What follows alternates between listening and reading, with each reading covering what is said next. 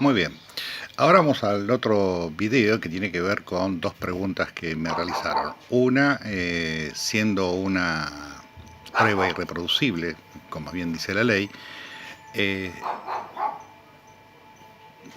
¿cómo sería el tema de la impugnación? En principio, yo lo que tengo entendido es que no se puede pedir la impugnación de una cámara Gesell, sino que se puede pedir la nulidad del acto. Pensemos un poquito que la cámara Gesell está conformada no solo por la entrevista entre el niño que es entrevistado y el entrevistador, que sería el perito psicólogo, en la mayoría de los casos, sino que además está el juez de garantía, el defensor particular, el particular damnificado, en el caso que sea necesario el defensor oficial, el asesor de menores, los peritos de parte y el fiscal. Entonces lo que hay que pedir es la nulidad del acto. Hay muchas condiciones para pedir la nulidad del acto que no se utilizan. En estos momentos, por lo general, las cámaras Gesell están funcionando no muy bien, si bien yo creo que es un elemento bastante útil, pero no están funcionando bien. De hecho, digamos, para que funcione bien se tiene que dar una dinámica y una coordinación de todos los actores de tal forma de que si se cita a un niño a las 8:30 para una entrevista en cámara Gesell, ya habiendo tenido la entrevista previa, es decir, a más tardar 9 menos 10, una espera de 20 minutos, 9 menos 10 tiene que estar el fiscal, el defensor, el juez de garantía, el asesor de menores, los peritos de parte, si hay particular damnificado, tienen que estar en ese horario. Realmente es bastante tedioso porque generalmente eso no se cumple, es decir, generalmente los chicos esperan, lo normal es que esperen 2 horas, lo anormal es que esperen 20 minutos y también lo anormal, lo anormal es que esperen 5 horas. Pero los chicos más o menos están esperando para ser entrevistados en cámara Gesell entre 1 y 3 horas. En algunos casos han esperado 5 horas. Esto me parece que es terrible. Pero esto tiene que ver con que de repente, si el chico está ya a las 8:30 de la mañana, generalmente llegan a las 8, bueno, o el fiscal está ocupado, o el juez de garantía está ocupado, o el defensor está ocupado, o el particular damnificado no llegó, o el perito de parte no llegó, o el asesor de menores está ocupado. Entonces cada uno tiene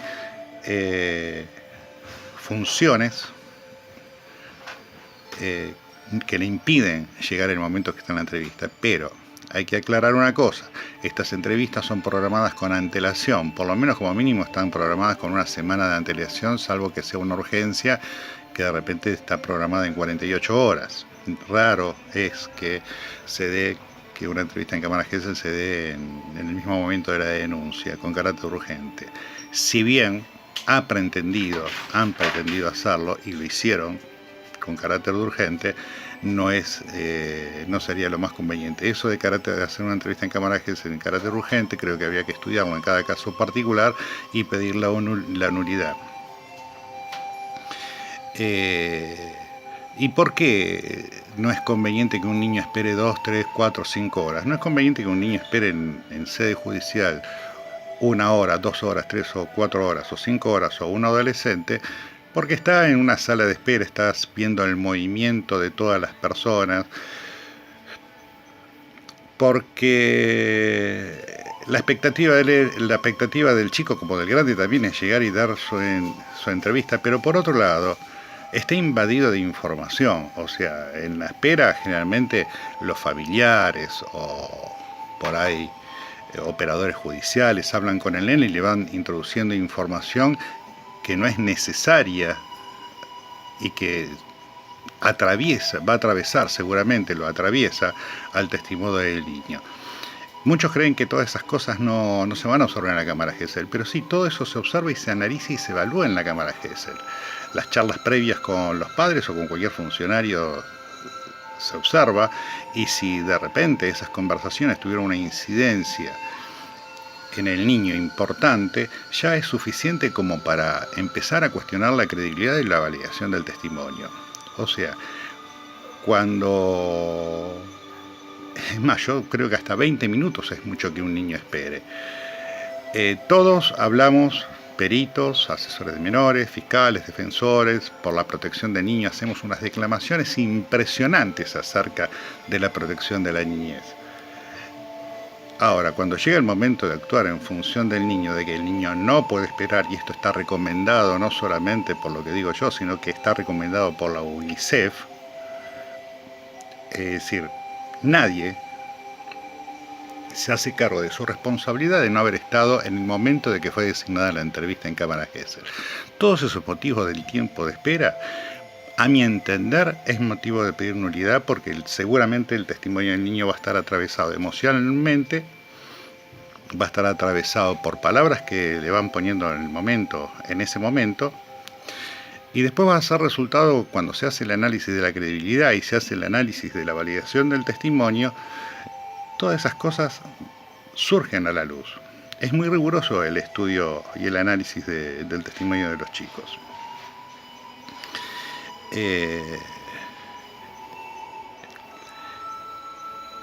Entonces me parece que más que la impugnación hay que pedir la nulidad del hecho por distintas condiciones.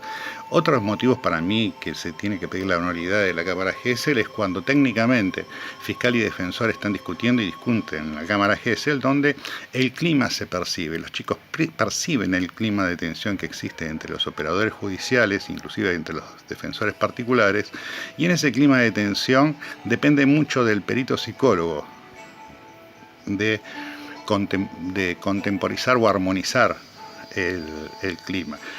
El clima o el encuadre, ¿sí? Piensen que ustedes que el encuadre, ya vuelvo a repetir, y esto lo voy a repetir varias veces, la Cámara Gesell no es el entrevistador y el niño, la Cámara Gesell es el niño, el entrevistador y los observadores. Y cualquier clima que pueda atravesar el niño o adolescente, va a atravesar el testimonio, y esto puede dar un resultado negativo en el proceso de la credibilidad o validación, ¿sí? Bueno, eso con respecto a la nulidad.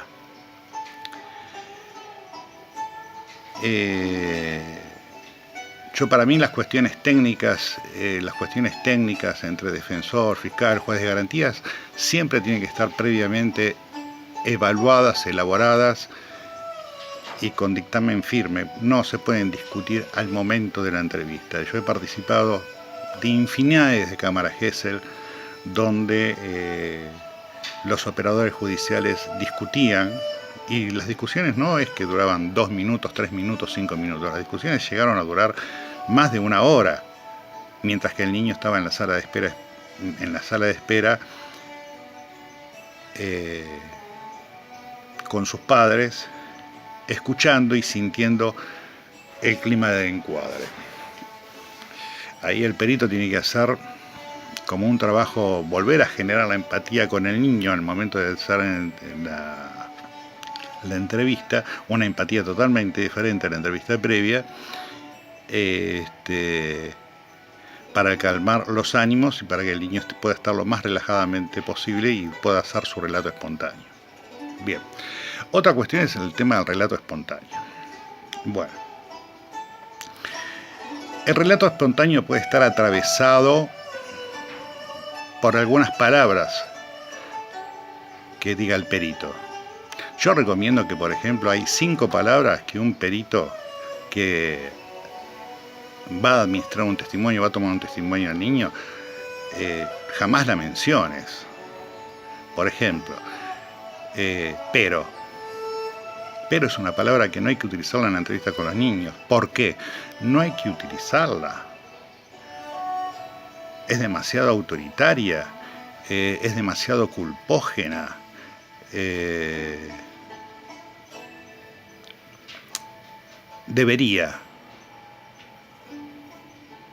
Tendrías, o hablar en potencial. Son palabras que marcan mucho y son sinónimos de autoritarismo, sinónimo de jerarquía, sinónimo de acusación. Deberías haber hecho tal cosa, o ¿por qué no hablaste con tu papá? Es muy culpógeno eso.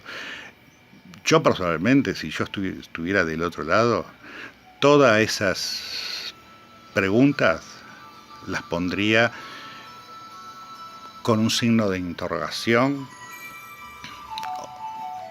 como para cuestionar, ¿sí? Posiblemente yo haya hecho, ojo, porque eso es una cuestión muy cultural, tener estas palabras las hemos aprendido desde muy chiquito y las usamos cotidianamente, yo las suelo usar. La diferencia que existe es que de repente, cuando las uso, es decir, soy consciente y digo, uy, qué macana me he mandado, ¿para qué usé estas palabras? ¿Cuál era el sentido? Es que las tengo incorporadas. El hecho es que cada vez las uso menos y bueno, con el tiempo, con tantos años de trabajo de esto,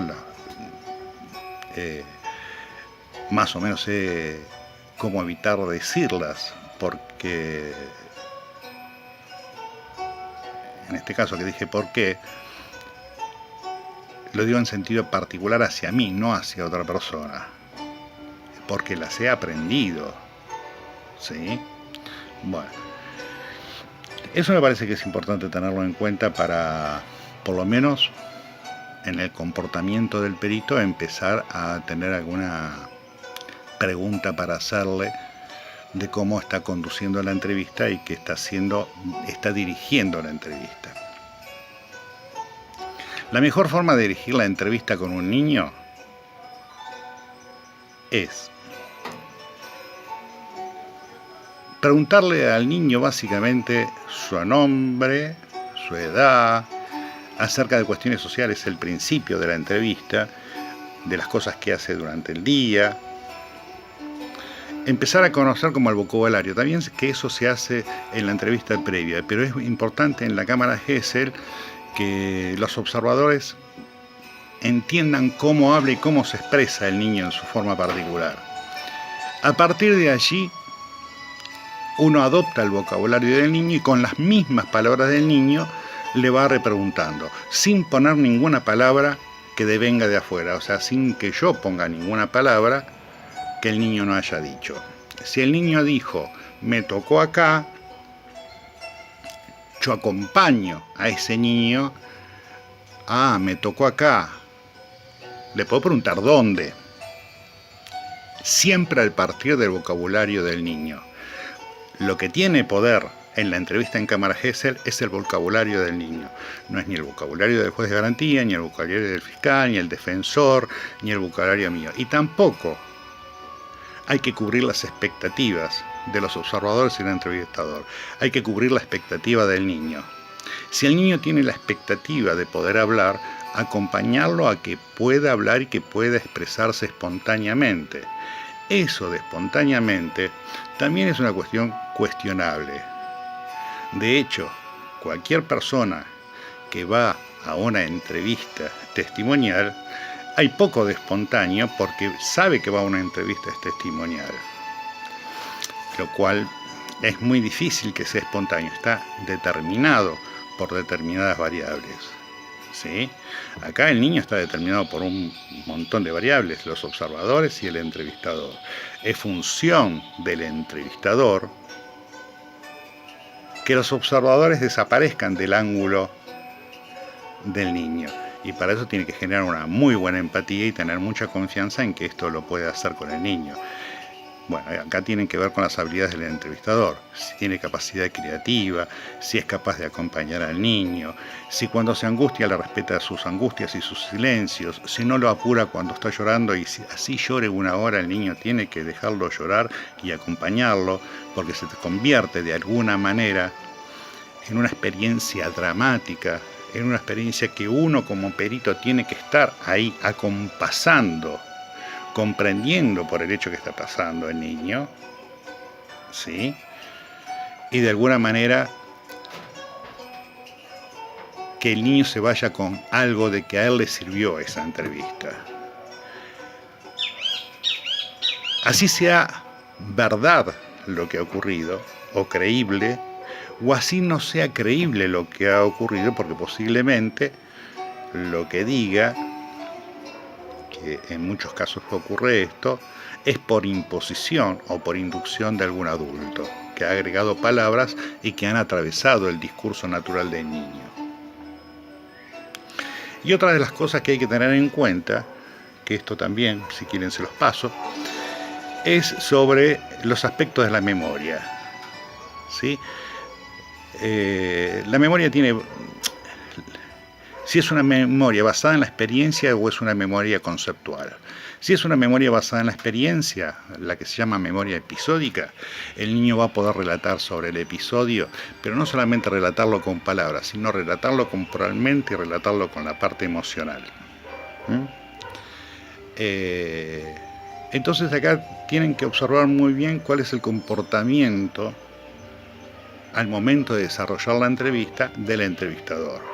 Si es una persona tranquila, si es una persona creativa, si es una persona que contiene, si es una persona que escucha, si es una persona que acompaña y no se pone ansiosa frente a los silencios o comportamientos irruptivos del niño. Y otra de las cosas que tiene que evaluar el perito, si la situación se torna muy densa y muy traumática para el niño, no ocuparse tanto del testimonio, de lo que pueda decir o lo que no pueda decir, sino ocuparse más de la situación por la que está atravesando en ese momento, que es lo que necesita. ¿Sí? O sea, tratar de acompañarlo en su proceso emocional. Y el testimonio será para otro momento. Bueno, esas situaciones los observadores tienen que aguantársela o se las tienen que bancar, que muchas veces no ocurre esto. Muchas veces he visto algún operario judicial que frente a esta situación de que un niño estaba angustiado y no podía hablar, se ha retirado de la sala de observación, lo cual atravesó el testimonio, porque posiblemente si se hubiera quedado se podía seguir con el testimonio o no, tal vez, o se podía llegar a una situación más certera en ese momento, pero al irse uno de los operadores judiciales ya quedó nulo el proceso. No sé si fui claro, me parece que enredé un poco la situación, pero no importa. Ustedes van a saber escuchar y después a partir de eso van a poder preguntar. ¿Por qué 2 psicólogos y no uno? En realidad no es que 2 psicólogos necesiten tener como 2 miradas diferentes o que tenga que pensar igual. En realidad son 2 psicólogos que trabajan donde el otro par mío conoce cuáles son mis valoraciones con respecto a lo que pienso yo acerca de lo que son las situaciones de violencia doméstica, conoce alguna parte mía limitante que yo le puedo transmitir a él. Mira, yo tengo limitaciones en este tipo de situaciones, lo cual ayúdame si me entrampo. En realidad, la entrevista que hace el psicólogo con el niño es una entrevista muy emotiva, ¿sí? Y muchas veces los entrevistadores podemos quedar pegados a esa emocionalidad y no podemos salir de la situación, como podemos quedar atrapados en un discurso reiterativo y narrativo y seductor, y de repente estamos teniendo mucha información con poco contenido. Entonces lo que hace el observador que está afuera, que no está comprometido emocionalmente con la entrevista, porque no está metido en la entrevista con el niño, llama al psicólogo que está adentro y me dice: cuidado que acá te estás enredando, o en realidad lo que hace el psicólogo es cuidar mi intervención y cuidar la entrevista. ¿Sí? Esto tiene que ver con el enfoque sistémico y con la orientación sistémica. Yo pienso que ahí yo tengo un niño que no tengo solamente al niño ahí, ahí tengo al niño. Y dentro del niño está su papá, su mamá, su abuela, su tío, sus amigos, sus compañeros. El niño tiene un sistema muy fuerte, mucho más poderoso que yo. Y mucho más poderoso que los observadores, que pesan más en la vida de él que lo que puede pesar mi palabra o mi actitud o la palabra de un juez en la vida de él. O sea, que son sus familiares y sus amigos. Entonces, si el entrevistador no se sabe disociar en distintos espectros o en distintas personas, o hacer una disociación muy importante, y eso hay que aprenderlo y es una cuestión técnica, puede quedar entrampado en la red del niño y no lo puede ayudar a que haga el relato con respecto a los hechos, a lo que se está averiguando. Ojo, que también puede haber situaciones donde no hay relato porque no hubieron hechos, sino hubieron presunciones. Y voy a aclarar esto de por qué presunciones. Por ejemplo, muchas denuncias llegan, o muchas denuncias han llegado, por ejemplo, de familia. Se sospecha abuso sexual. Bien. O, por ejemplo, en una escuela, sospecha de abuso sexual. O de cualquier otra intervención, sospecha de abuso sexual. Entonces, con la sospecha de abuso sexual se arma una denuncia. ¿Se arma una denuncia? No. Se averigua con respecto al tema de la denuncia. Y entonces empiezan a aparecer situaciones que a veces los padres no tienen noticia de esto y se empiezan a preguntar y se empiezan a poner ansiosos y preguntarle al chico, o la madre mismo dice que sospecha de que ha sido abusado sexualmente por alguna persona del ámbito familiar paterno o pareja del padre o lo que sea. Y son sospechas, donde son pocos los indicadores.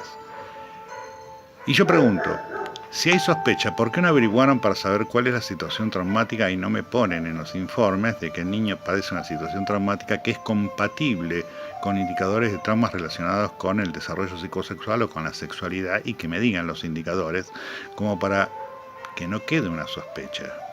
¿Sí? Porque la palabra sospecha en la madre, en el padre, en el abuelo o en el tío genera un impacto de tal forma que ya la sospecha se transforma en un hecho real. Y después es muy difícil sacarlo de esa creencia y terminan creyendo algo que posiblemente no ocurrió, o que ocurrió algo pero de otra manera, que no tiene que ver precisamente con abuso sexual, y ya queda estigmatizado la madre, el padre, el abuelo, el tío, queda estigmatizado el niño y queda estigmatizado de que el niño fue abusado. Entonces yo creo que acá lo que hay que trabajar es en el cuidado de las palabras cuando hablamos con la gente y en el cuidado de los informes. ¿Sí?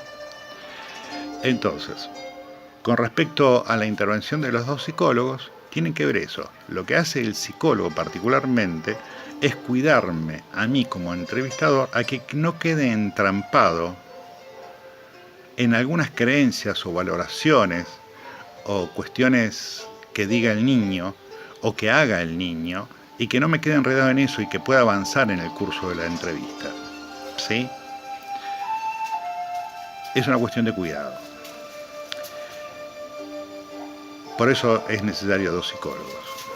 Y por otro lado, el psicólogo que está en la parte de observador va escuchando el diálogo y las expectativas también que tiene el fiscal, el defensor, el juez de garantías, que es también una forma de cuidarme a mí por las valoraciones que están haciendo de la entrevista y por las valoraciones que están haciendo del niño y las valoraciones que están haciendo sobre mí. Porque todo eso tiene que ir en el encuadre del informe. Bueno, muchas gracias, espero haber sido claro o haber dado respuestas a las preguntas de Rubén. Y si no fui claro, bueno, vuelvo a repetir el video. Muchas gracias, un abrazo grande.